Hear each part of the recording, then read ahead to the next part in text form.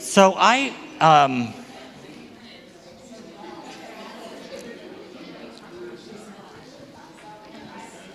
going to show you one last film today, again on this topic of healing, right? And again, what I'm always looking for are the where can I find an example in the world that really has happened, is well considered, and challenges our ideas about the limitations of what is possible in terms of human recovery and moving towards thriving. And so in a minute, I'm going to show you an older film of Father Greg Boyle, who I mentioned, who is the founder of Homeboy Industries. You can find way more stuff about him, but this is an old piece. And the reason I'm doing it is there's something that he says at the end of this video that is, I found for a while really hard to believe if it could be really true. And I actually have come to believe that it is in fact true. And it's actually hard to believe. So I really want you to get a feeling for this. But I wanted to come back, if you could sort of call back to the film I showed you with the professor. And you saw the transformation in his life. And of course, we don't know the whole story, but we heard a version. And I just thought I had meant to ask you if as you reflect on his recovery, what do you think, or what are the things that you think probably contributed to this man's healing and to the change in his life? What things came up in the story for you that you thought, that I see that, I can see how this happened? Can you name any of those things? His relationship with his sister.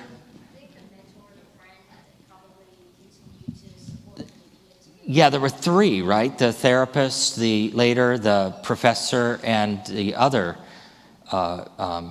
person. So yeah, what else? But it seems like he met them, I mean, not obviously not his sister, but those folks later, right? After. He came out in 2000, I think, is when he walked out. And I don't think he got there until 2004 or 5, maybe. I'm making that up, but yeah, later. The what? The realization that whenever he went into the forest, this was the same kind of place, the safe place that he created when he was being abused in the orphanage. Mm-hmm. So he found a real life safe place. Mm-hmm. And I wouldn't say desecrated, but he brought the bad habits that he had at that point. Mm-hmm. So maybe didn't turn out to be what he thought it would be. And that's Yeah. where he realized that he, in his psychosis, kind of walked himself to wherever he needed to be. Yeah, I think if I remember, it's a little hard to hear sometimes, but one of the things he talked about was, which would be consistent in Australian, I would just say, in my experience in Australian, it's kind of like Hawaii in the general culture.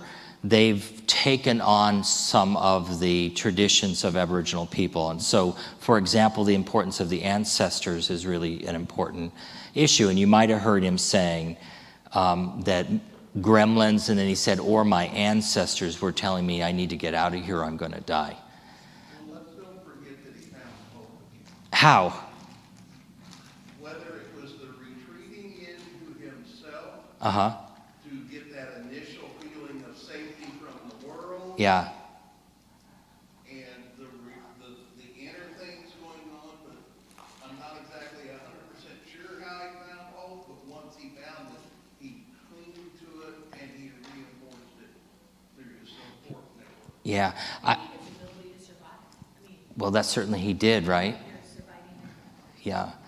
The one thing that stood out to me, if I could offer a view, was, and I'm paraphrasing, he may have said this at some point along the way, but I'm not stupid.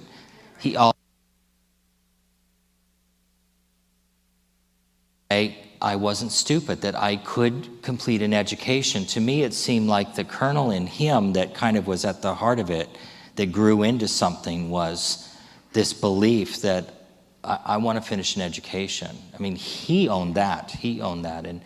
And that is where he found his friends, and where, I think he was quite lucky too. I mean, you saw the story. He raises his hand, "I'm not a werewolf anymore," and then he howls. And the reaction of the professor is not to run the other way, but to say, "I really want to be that guy's friend." And then the other one is his first day in class when he gets to TAFE. He finds a table facing the wall, not facing the other students, and he's got a professor that's fine with it and remembers that, and she welcomed it. I mean, that wouldn't necessarily, I mean, in some ways, he was very blessed by his ancestors to encounter these particular people along the way who actually saw his uniqueness as something that intrigued them rather than a reason to be, excluded. And he was in an environment where people were raising him up despite those, like odd behaviors, for lack of a better word, and we're still raising him up and not calling him things like stupid or Do you mean in the school? Yeah, in the school. Yeah, what she did is she put a value on his value of hard work and not the work product, right? By the way, she let him rewrite and rewrite and rewrite, or she could have just failed him right out, couldn't she?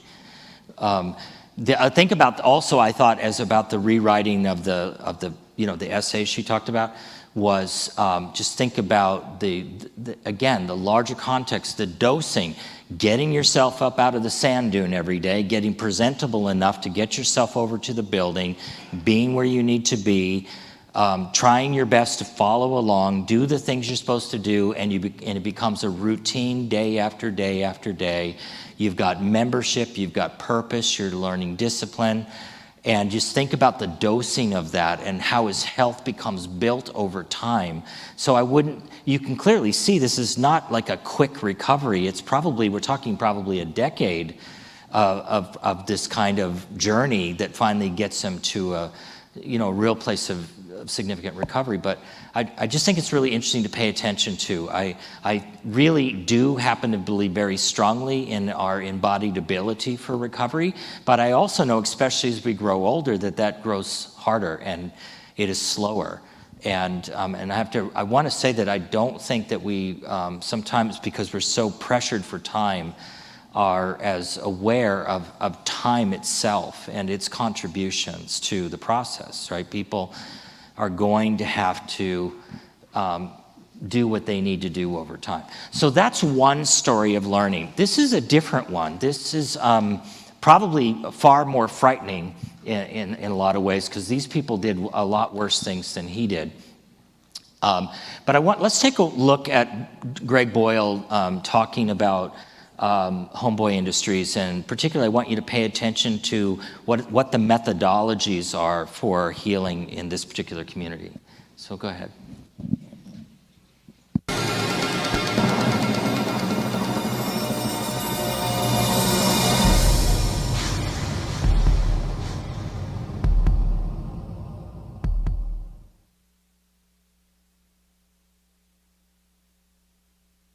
Thank you very much. It's a privilege to be with you. I want to apologize. Some of you have probably heard me talk before. It happens. I was speaking at a foster grandparents gathering some years ago, and I had spoken at it the summer before. I don't know why they invited me 2 summers in a row, but after the second talk, a grandmother came up to me. I think she liked the talk. She had big tears in her eyes, and she grabbed both my hands, and she said, "I heard you last year. It never gets better." So, kind of hoping she was misspeaking there. Anyway, thank you for your attention. Anybody just wants some attention, especially folks on the margins. I had a gang member, step into my office the other day, very earnest 16-year-old gang member, standing in front of my desk, and he says, "Look, I need your divided attention." I said, "You are in luck."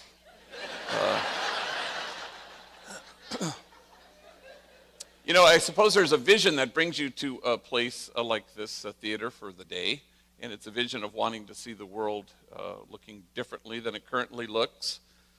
The prophet Habakkuk writes, "The vision still has its time, presses on to fulfillment, and it will not disappoint.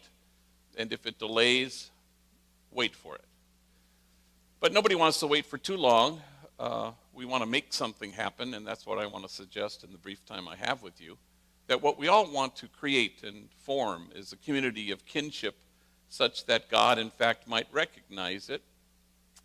I suspect that Mother Teresa diagnosed the world's ills correctly when she suggested that the problem in the world is that we've just forgotten that we belong to each other. So how do we stand against forgetting that? How do we create and imagine a circle of compassion and then imagine nobody standing outside that circle? And to that end, what we hope to do, all of us, I think, is to inch our way out to the margins so that we can stand with the poor and the powerless and the voiceless, that we can stand with those whose dignity has been denied, with those whose burdens are more than they can bear. Occasionally, you get very fortunate and blessed to be able to stand with the easily despised and the readily left out, with the demonized so that the demonizing will stop, and with the disposable so that the day will come when we stop throwing people away. I suspect that if kinship was our goal, we would no longer be promoting justice, we would in fact be celebrating it. For no kinship, no justice, no kinship, no peace. So for 25 years, it's been the privilege of my life to work with gang members, and they've taught me everything of value, really. But especially in the last couple of years, they taught me how to text, and I'm so grateful to them. I find that it sure beats the heck out of actually talking to people, and so I'm pretty dexterous at it, LOL and OMG and BTW, you know, and the homies have taught me a new one, OHN, which apparently stands for, oh, hell no.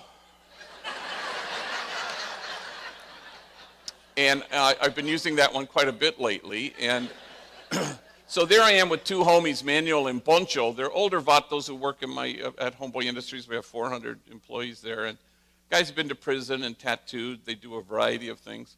They're going to help me give a talk in Palm Desert at a high school. And so we meet at 9. We get in the car. 15 minutes on the road, Manuel's in the front seat, and he gets an incoming text. And he chuckles to himself. And I said, what is it? He goes, oh, it's dumb. It's from Snoopy back at the office. Well, I had just seen Snoopy. Snoopy gave me a big abrazote as the day began. And Snoopy and Manuel work together in the clock-in room where they clock in all our workers. It's a tough job. I said, well, what's he say? Oh, gosh, hang on. It's dumb. Hey, dog, it's me, Snoops. Yeah, they got my ass locked up at county jail. They're charging me with being the ugliest vato in America. You have to come down right now, show them they got the wrong guy.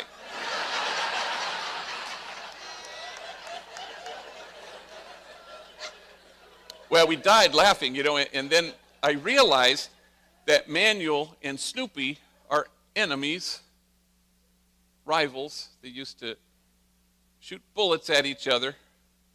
Now they shoot text messages. And there's a word for that, and the word is kinship. How can we achieve a certain kind of compassion that stands in awe at what the poor have to carry, rather than stand in judgment at how they carry it? For the measure of our compassion lies not in our service of those on the margins, but in our willingness to see ourselves in kinship with them, in mutuality. It was a great privilege of my life to know Cesar Chavez as a friend, and I can remember once a reporter had commented to him, wow, these farm workers, they sure love you. And Cesar just shrugged and smiled, and he says, the feeling's mutual. And that's what we want to achieve, is this sense of mutuality, where we obliterate once and for all the illusion that we're separate. No us and them, just us. For there's an idea that's taken root in the world. It's at the root of all that's wrong with it, and the idea would be this, that there just might be lives out there that matter less than other lives. How do we stand against that idea? Well, Homeboy Industries was born nearly 25 years ago when I was pastor of the poorest parish in the city of Los Angeles, Dolores Mission, nestled in the middle of two public housing projects, Pico Gardens and Aliso Village. At the time, they comprised the largest grouping of public housing west of the Mississippi. We had 8 gangs there, half of those gangs at war with the other half. I buried my first young person killed because of this sadness, and 1988, and I buried my 180th some months ago. We did a lot of things. We started a school and then a jobs program, and when we couldn't find enough jobs, we started our first business, Homeboy Bakery, in 1992. A month later, we started Homeboy Tortillas in the Grand Central Market. Not everything worked, you know, I'll be the first to admit it. Homeboy Plumbing was not a huge success. Who knew people didn't want gang members in their homes? I did not see that coming. And now we didn't intend to do this, but we have backed our way into becoming the largest gang intervention, rehab, and reentry center in the country.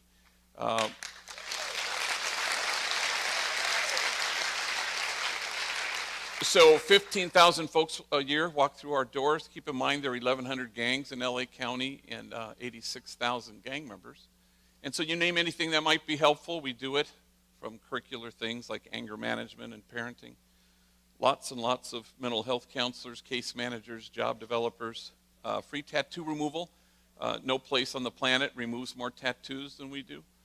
We have a designated clinic, 3 laser machines, 29 doctors, 800 treatments a month. And it was all started because of a guy named Frank who wandered out of Corcoran State Prison, 2 days out of prison. And he wanders into my office, and he's sitting in front of me, and tattooed on his forehead like a banner, like a billboard, and pardon my French, it says, "Fuck the world." Yeah. And he said, you know, I'm having a hard time finding a job.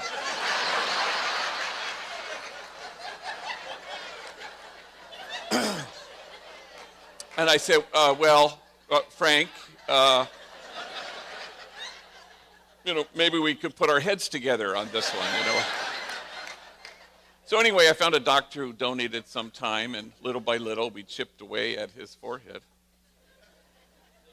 And we have our chips and salsas and all the Ralphs and Food for Less, and we have Homeboy Diner, the only place you can get food in the City Hall. We're about to move into the LAX American Airlines terminal. We'll have put a restaurant there.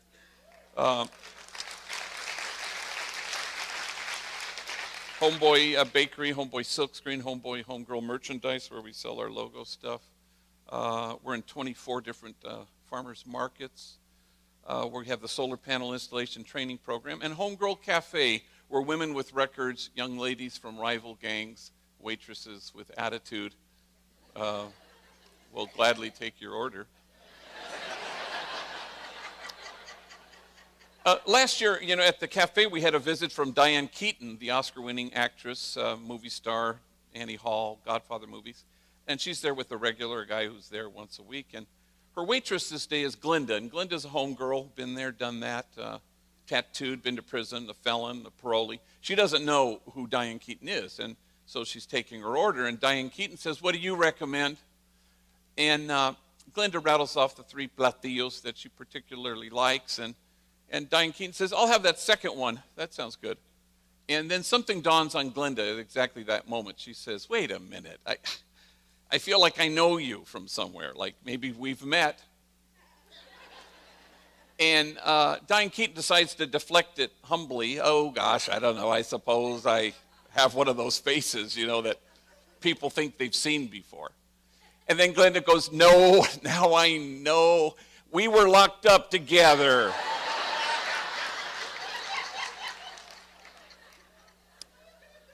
That just took my breath away when I heard it, and I don't believe we've had any further Diane Keaton sightings since that moment. But suddenly kinship so quickly, Oscar-winning actress, attitudinal waitress, exactly what God had in mind. And if you'll permit me to speak for God, Jesus says it pretty clearly, that you may be one. That's the whole thing, that you may be one. That's the hope, anyway. All of us are called to be what Alice Miller, the late great child psychologist, calls enlightened witnesses, people who through your kindness and tenderness and focused, attentive love return people to themselves. You don't hold the bar up and ask anybody to measure up. You just show up, and you hold the mirror up and you tell people the truth. You say, you are exactly what God had in mind when God made you. And then you watch people become that truth. You watch them inhabit that truth, and no bullet can pierce it. No four-prison wall can keep it out, and death can't touch it because it's huge. But sometimes you have to reach in and dismantle messages of shame and disgrace that get in the way so that the soul can feel its worth. No homie resisted my offers of help more than a kid named Bandit. A gang member lived in Aliso Village housing projects. I would ride my bike in the middle of the night, and I'd see him run up to cars and sell crack cocaine and walk away counting his money. I'd say, how about a real job? And he was very polite, that's okay, G, thanks, though. Until one day, 15 years ago, he shows up in my office. I couldn't believe he was there. And he says what gang members often say, I'm tired of being tired. So I walked him to one of our job developers, and as luck would have it, they located an entry-level, unskilled, low-paying job, first kind of job in a warehouse. Now cut to today, Bandit runs the whole thing. He's the supervisor of the supervisors, owns his own home, he's married, has 3 kids. Well, I hadn't heard from him in like 2 years, and he calls me one Friday afternoon a little bit breathless and panicky. He says, Gee, you got to bless my daughter. I said, ¿Qué pasó, mijo? Is she sick? Is she in the hospital? Oh, no. On Sunday, she's going to Humboldt College. Imagine my oldest, she's going to college, but she's a little chaparrita, and we're afraid for her. You think there's any way you could give her a blessing before she goes? I go, are you kidding? I'd be honored. Look, tomorrow's Saturday. I have baptisms at 1. Why don't you come at 12:30? We'll do a little send-off. And sure enough, Bandit and his wife and the 3 kids show up at 12:30. And we situate everybody in front of the altar. And I said, well, let's put Jessica in the middle. Let's surround her with our bodies and with our love. Everybody touch her, connect to her. Put your hands on her shoulder, on her arms. Go ahead, put your hands on her head. And I say, bow your heads, close your eyes. And as the homies say, I do a long-ass prayer. I go on and on. And somewhere in the middle of this prayer, I notice we've all become chillones. We're all crying. We're all sniffling. I don't know why we're crying. Except for the fact that Bandit and his wife don't know anybody who's ever gone to college except me.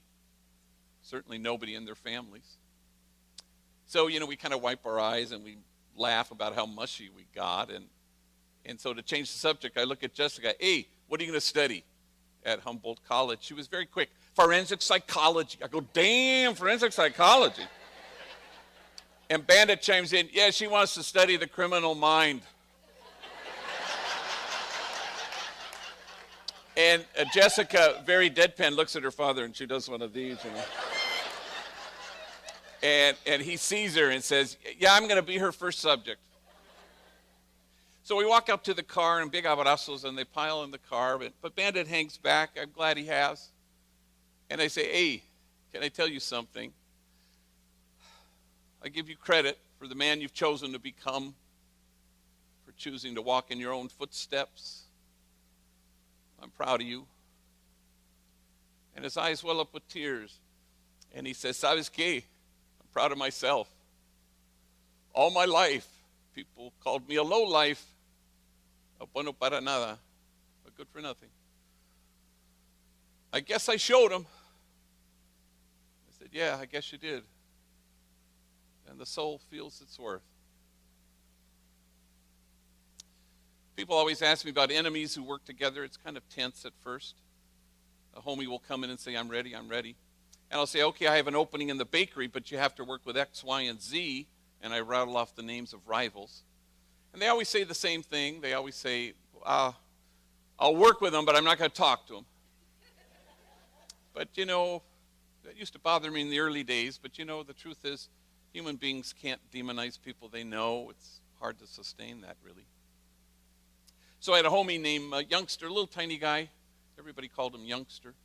And I thought he was ready, so I bring him into the Homeboy Silkscreen factory, and I introduce him to all his 30 co-workers. That's our biggest business, huge factory.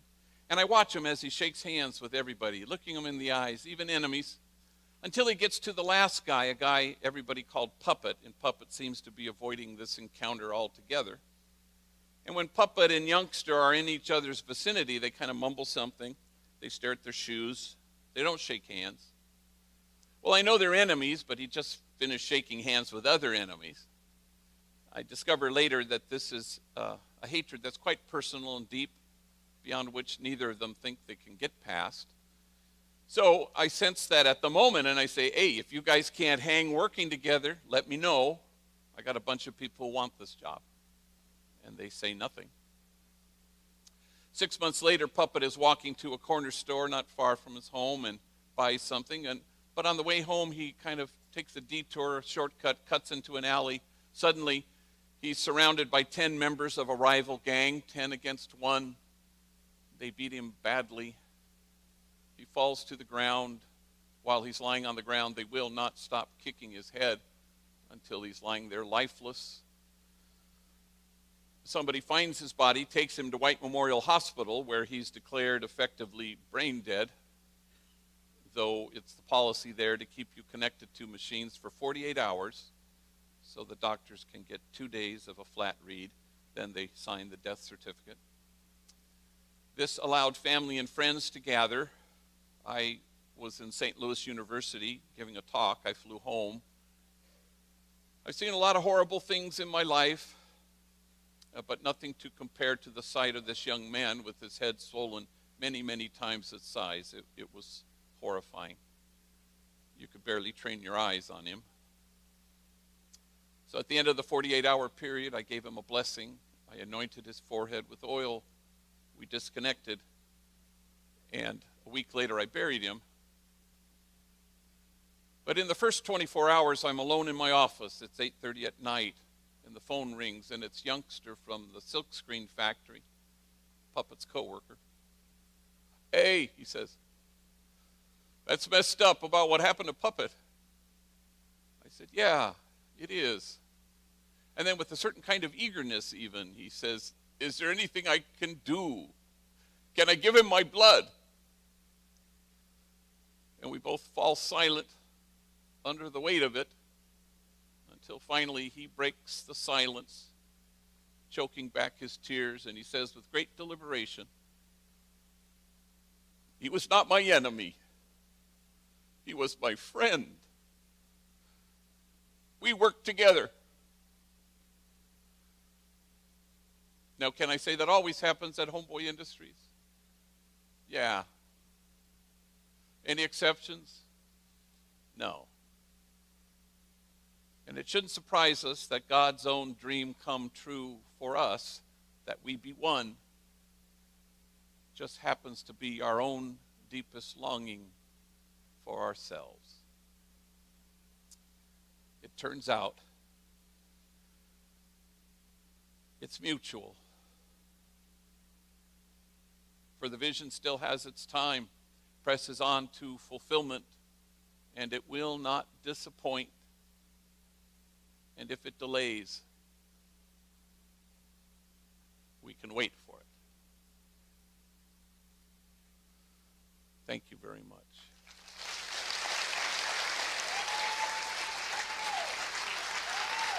Thank you. So this guy thinks it's a good idea to bring, 400 active gang members to work at his place every day and have people working together all day with enemies, people who shoot at each other at night. Unfortunately, as many mass shootings as we've had in this country, you would almost expect one of them would have happened there by now. This is not a group that is that's unarmed, and yet 30 years later, that hasn't happened. I really wanted to illustrate again in this particular story of recovery. You got to remember who he's talking about. He's talking about people. I happen to know this because I work in LA sometimes, and we do have a big implementation of family finding going on in Los Angeles County.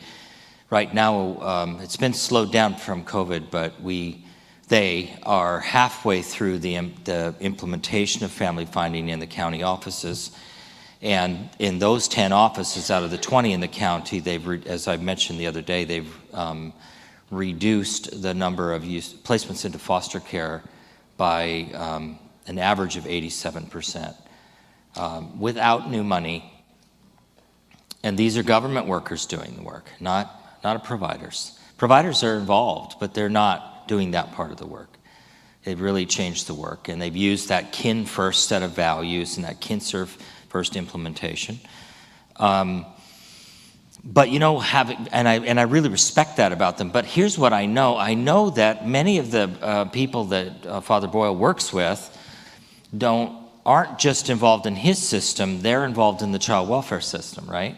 So it's very interesting to see how a single story plays out, because Boyle views these people as people, right?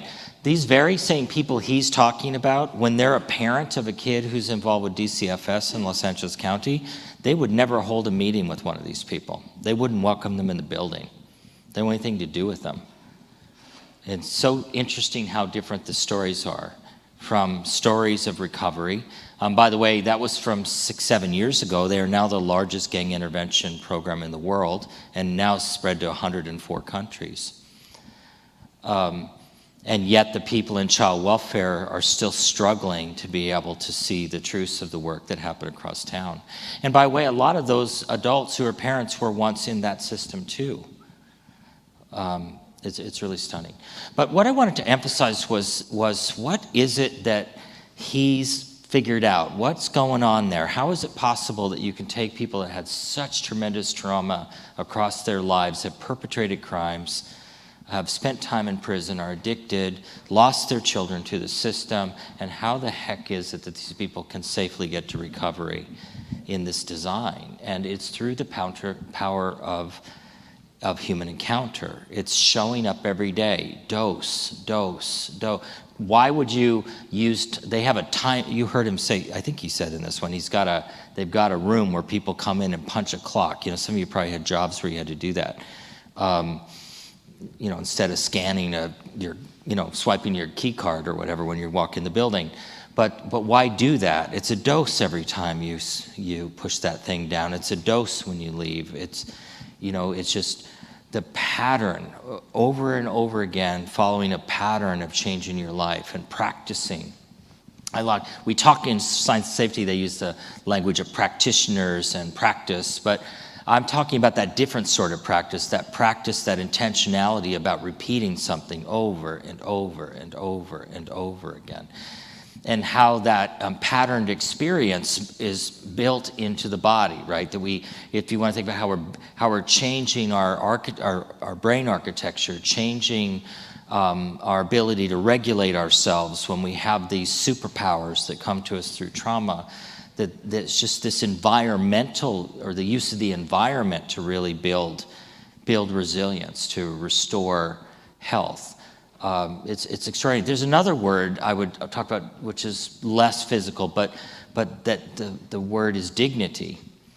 The dignity, the language in his community of former gang members, especially those who are parents, when they get that first paycheck and they're proud to show it to their mother, or they're proud to show it to their kids or their partner, and the language they use for that is clean money.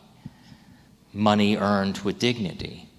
Not money earned in ways that passed your suffering on to other people in the community, and the power of that. So I want to talk, as we wrap up today, about I mentioned the importance of a change in practice is putting families and young people at the center of their own work of healing and building a good life, and people who care about them and want to support them are with them, and the holding of those meetings and repeatedly holding those meetings and having that dosing exposure in the collective experience. But that's not the whole thing. The other thing is the use of calendaring, to give that group of people a very particular focus. And I'm picturing, as I'm holding my hands like this, like I'm looking at a calendar, but actually what a lot of us do is have a laminated big calendar that we can write on with dry erase markers in the room, just to just enough squares that you can make it fit for the time you've got. And that activity of calendaring the group, which is figuring out between today's meeting and the next time we intend to get together, what does the calendar look like? So, and I was thinking about the conversation that we had about Doug to illustrate a point, because the calendars play lots of different roles. Remember, the beginning one is that I call it the MRI, right? So I was just going to ask if I could come back to this guy, and you make it up, but what do you think his week looked like when you knew him? What was he doing during the week, this guy? He was working. He was at a job. Yeah, he had a job. Yeah? He was being asked to attend counseling, to go to parenting classes, to So you guys filled him up with counseling, parenting classes, which he did what with? made everybody really scared. Went in and menaced people, mad dogged them because they don't know what they're doing. And then what's he doing in his free time? Drinking. And how much sleep is he getting? And is he alone, or is he with other people? He's alone because his wife is there. His wife's left him, so he's alone. So I just want you to think about it. He's got a mixed calendar. I respect the work, the effort to keep showing up. That's important. It's a strength. But I do want you to think that if, how unwell he is, right? I mean, he's a violent, dysregulated man who's terrified and attempts to control the world by projecting danger to people, both in the community and even at the event, at the settings you send him to. So we know that his health is not great. By the way, how was his health? How did he look to you? What'd you hear? Yeah. And how old was he? 35. So pretty young, relatively speaking. So we're getting a picture of his life. So, that's the starting place. That's what his calendar looks like. So you can get a sense from the calendar that you can look at. It's his baseline, right? It's what we would call a baseline. So clearly what I'm getting at is what's the use of that calendaring? This lonely, isolated, angry, frightened alcoholic who's, just kind of trying to hold it together. And by the way, give me a trajectory for his health and his mental health in that world. Not good. Within 5 years, he'd be 40.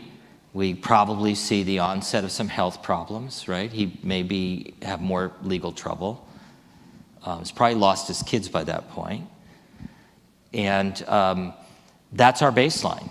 And the point is, by building the first piece, connecting to him around connecting into a network, remembering that one part of the strategy for healing Doug is just showing up and showing up and showing up and trying to model that mutuality with them. I see you.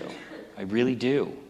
Getting past that initial anger and that, to even help him hear or to help us listen to what he's saying too. Right. So that he can hear, right? And the other thing is in the calendaring. So the other piece is you've got these meetings, and with him, I would probably look at once a month. Is probably my schedule with someone like him, is once a month. But what matters is what happens between this meeting and the next meeting. That's where the calendar is. Might we want to add into this? I mean, if he's, I don't need to deal with him on the abstinence from alcohol altogether right now. But I would want to do anything I could do to get him to drink less. I would want to pay attention to what he's actually eating. How do you think he's eating? And I would want to pay attention to what's going on with his sleep and how much time he's spending alone, because what he's doing when he's spending time alone is he's numbing himself because he can't bear to be alone, right? And unfortunately, the more he's using and the more upset he gets, the more risk is he's going to go find that person who left him and perpetrate a crime or stalk them somehow. We know that. So the calendaring with other people in the room is to start working with people about what are they willing to contribute into Doug's life. So just for fun, let's here's an example of a dosing exercise, right? So we like to work with metaphors a lot. In this case, what if we imagine, and I would do this with them, I'd ask Doug, Doug, look, let's just for fun, I don't mean any offense, but if I were to imagine you right now in this hard place in your life, as though you were frozen in a block of ice in your relationships, what fits best for you in terms of dealing with how things are going? Should we, as people who care about you, should we pick you up in your block of ice and we should go find a really hot swimming pool and should we chuck you in it? How's that feel? How's that feel to you guys? Does that feel a little intense? Okay, all right, fine. How about we call a fire engine out and open a fire hose on you, Doug? Is that better? No? How about we put a sprinkler on you, Doug? How's that work? Well, I'll give you one more choice. How about we just lovingly drip warm water as long as it takes until the ice is gone, Doug?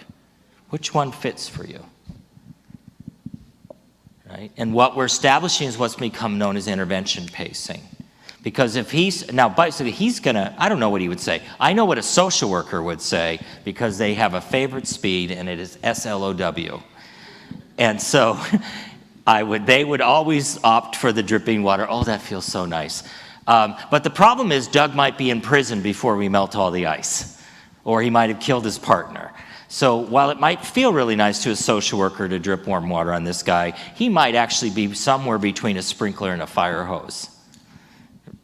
And I'm going to talk about that. We're going to talk about it. Yeah, I get it, but the situation is that you're on parole. It's getting kind of rough with you and their PO.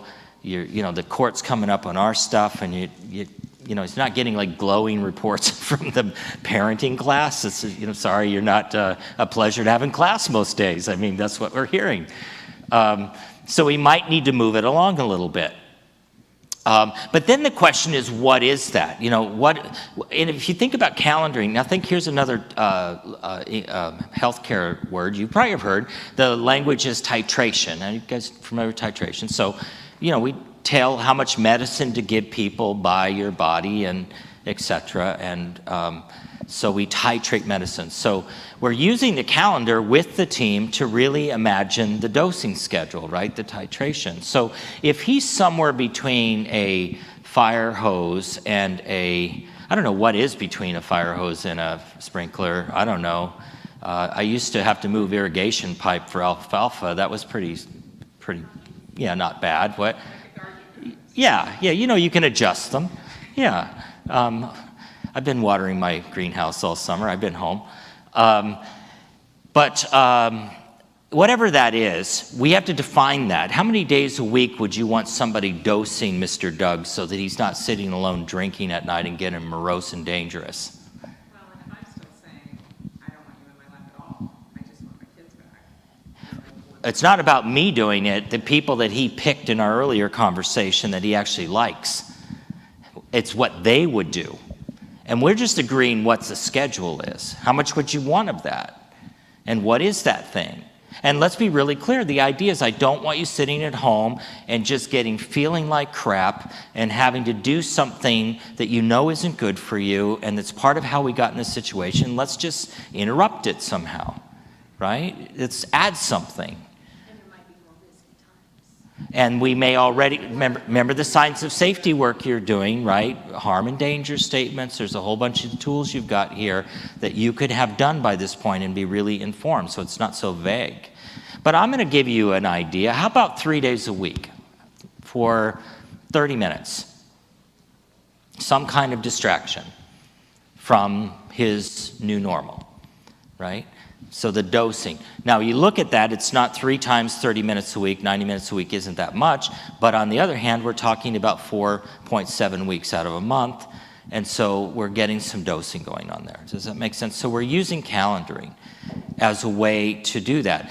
As a legal matter, because we have a legal case in a lot of these, do you guys have open legal cases? There's another role that calendaring plays. It's evidence.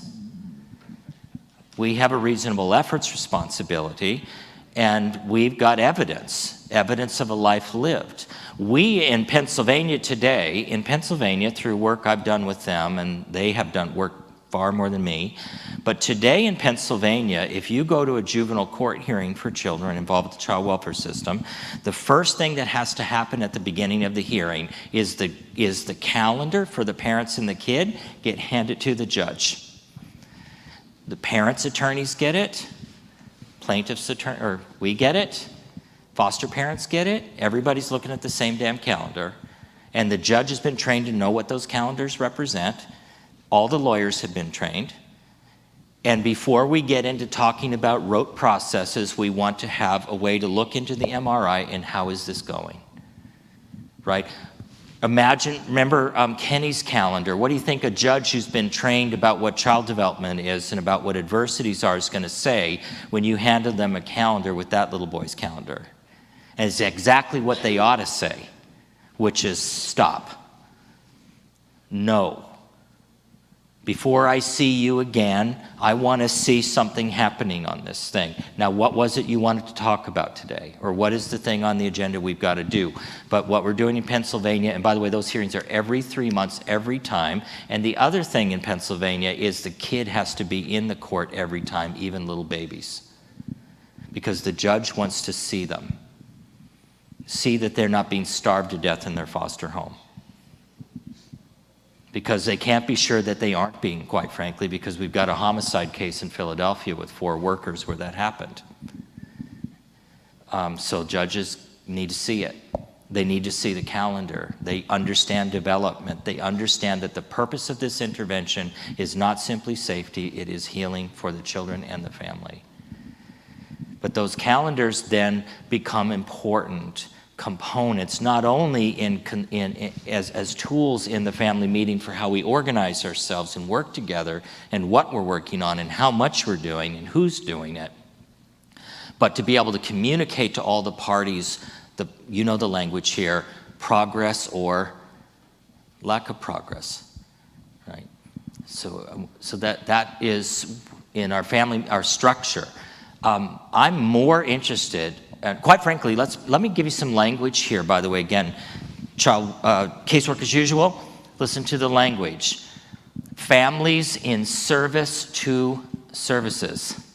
Think about the reasonable effort structure we've got. Think about the getting reports from therapists, reports from the teachers in the parenting class, reports from the addiction treatment folks. How are they doing? Are they showing up? Families very quickly become in services to service. What we want is services in service to families. So the other thing is that we're asking that any therapy, any health-related care, any restorative care that's being delivered to the family is organized in the network meeting and put on the calendar. Right? And how it complements or does not the plan that the family and we have made together and given to the court. Right? We want to align intention and we want to align process. But quite frankly, I want to be really clear that I could say this having worked with Aetna as a health system. We're really clear that, I don't know if you know this about the American healthcare system, but you probably, of course, we should be very fortunate. If we're fortunate enough to work and have insurance and access this system, we're very fortunate to have access to extraordinary technology that can be incredibly helpful in terms of reducing suffering and improving the quality of people's lives. And that is absolutely true. And what a gift. Again, my friends in Battambang right now are struggling. If you get COVID there, you are in big trouble. There isn't a hospital in Battambang. You've got to be taken 3 hours away, and there's only a certain number of beds there for COVID patients, and they don't have access to medicines. You're in big trouble. So the strategy they're using in the community is to have to be much more diligent about protecting people from getting it. But we're very fortunate to not be in that position. Having said all of that, here's the story about the contribution of the American healthcare system to your health, and that is that the healthcare system that we have will contribute to about 20% of what happens to your health outcomes, and how you live your life is going to contribute to the other 80%. And you need to really think about that when you're thinking about the calendar and thinking about dosing and dosing with what. In other words, the majority of the healing work that I want to see is how people live their lives every day, and what they put in their mouths, and how they move their bodies, and the purpose and meaning they hold in their life around their work. And how that plays out is what I really want to look at and what I want to emphasize. And once I've got that, then I want to look how our health system may complement that lifestyle. Does that make sense? That's a really different approach. You know, look at what we're doing now, sending that dad to a parenting class so he can go home afterwards pissed off and drink. Right? And check the box. We've certainly not made his life any better, nor have we made the community any safer. Right? However, he might really value real help with parenting his kids, but he probably would need to be holding enough health and mental health well-being in order to do that. So we want to use that calendar. It's dosing, it's evidence, it's going to show us that. We should be able to, and I guess there's one last thing I want to talk about. I'm really careful about time. We're down to 5 minutes. There's one more thing I want to tell you about, a resource. Write it down.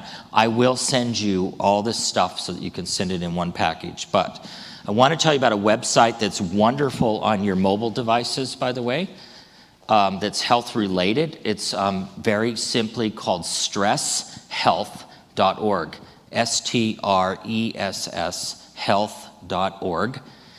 And it's well made for touch screen hand devices and what do you call it? And tablets. And it's created by Nadine Burke Harris. Some of you may know her name. She got famous on a TED Talk, but she's now the Surgeon General of the state of California. And she is a pediatrician by training. And she and many colleagues who work with traumatized kids in the healthcare system built this website for parents and for professionals to use. And when you go to the site, it's going to, I think the language is a little bit, we like to write everything at Aetna for our population, which is everyone in the community. We tend to try to write everything at a 7th grade level. And I would guess if you looked at the writing on this thing, it's probably more like 11th or 12th grade. It's probably not quite where it ought to be, but still useful. And what it is a story about what toxic stress is, about how toxic stress affects kids, and how you would know as a parent if that might be happening with your kids, and why it's important to know that. And then the next piece that comes up when you've read that stuff, and what I do is sit with people, or I guess you might have to do it over Zoom, I guess, is when you've gotten to the end of that material, it gives you the opportunity to take a test. And with touchscreen devices, you can use a mouse, but what that test is an ACEs test. And the way I use it with parents is I don't have them write it on their daughter. I would have mom and dad do it on themselves. And you answer the 10 questions yes or no, and then it's going to give you a score. And then it's going to allow you to click to a page and tell you what your score means. And then it's going to start giving you ideas about what you can do to protect your health if you're somebody that has a score that's 4 or higher. And there are going to be 6 lifestyle-related strategies for people who have an added vulnerability related to early life adversities, right? And they're going to be really straightforward, within reach of people. The very first one, if I remember, and I don't know that it matters particularly, but if I remember right, the very first one, believe it or not, is sleep. That sleep is a huge issue in terms of its ability to promote healing. And what we know, especially because of devices, is way too many people are spending way too much time staring into those things at night, and really messing up their sleep schedules. And not to mention the light isn't good for sleep either, as you know, but it's also you're not sleeping if you're staring into that thing, and you're not likely to fall asleep well. It isn't just whether you're sleeping, it is whether you're going through the stages of sleep that you need to go through to do this. One of the things that sleep is about is that our brains use 20% of all the calories that we take in every day are devoted to operating this incredible structure in your head. It's extremely high maintenance. And all of that work that the brain is doing produces waste products. It produces waste products that have to be excreted. And they're excreted during sleep into the blood system and then are filtered out through the kidneys and the liver.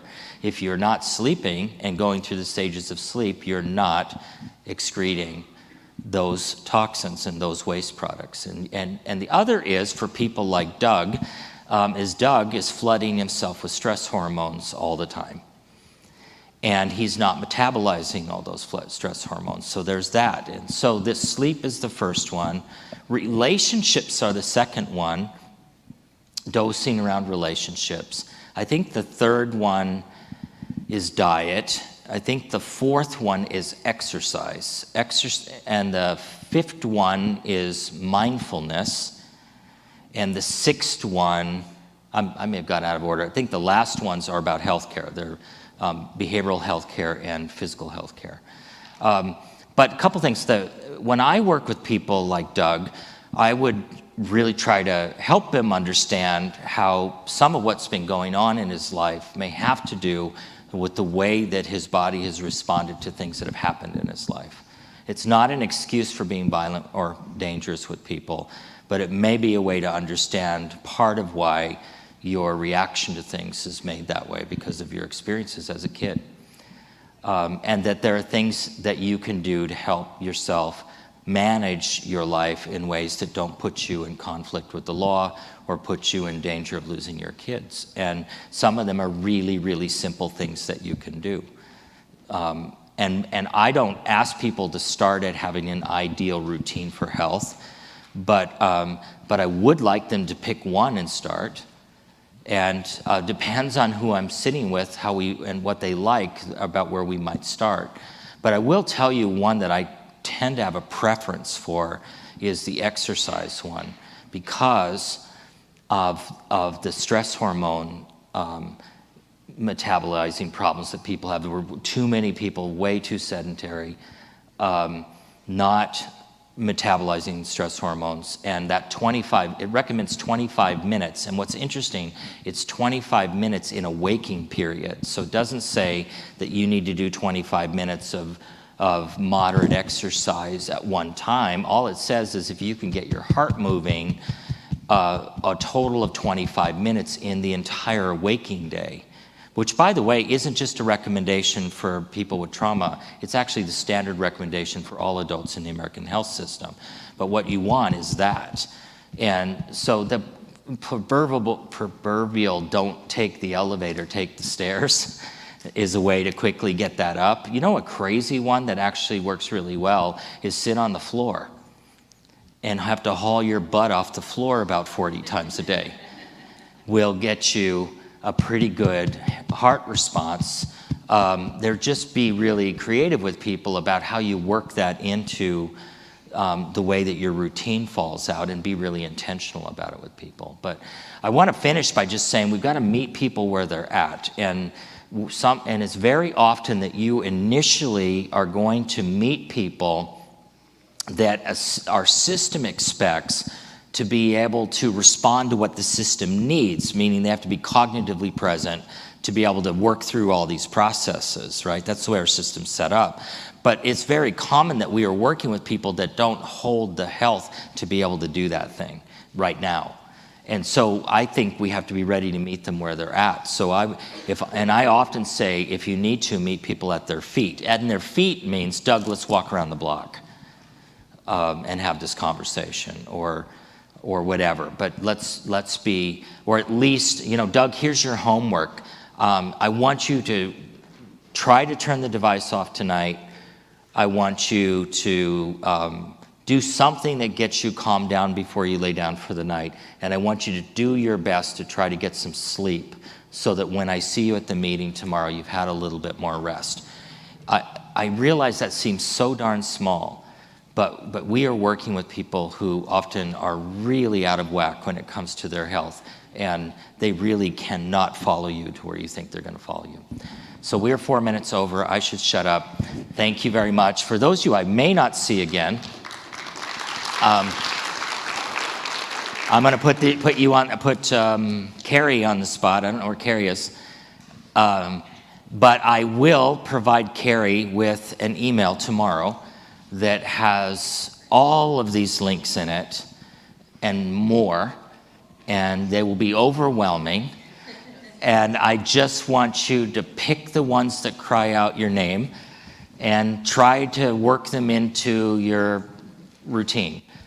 All of them, except for the written ones, are made perfectly to use while you're walking or running or riding your bike or quieting your mind otherwise. But they're really useful for I just want you to listen to them. They're deep dives into a lot of the stuff that I hit on this week. And if you really like something, share it with someone. Okay? Thank you very much. All right, thanks. All right, bye.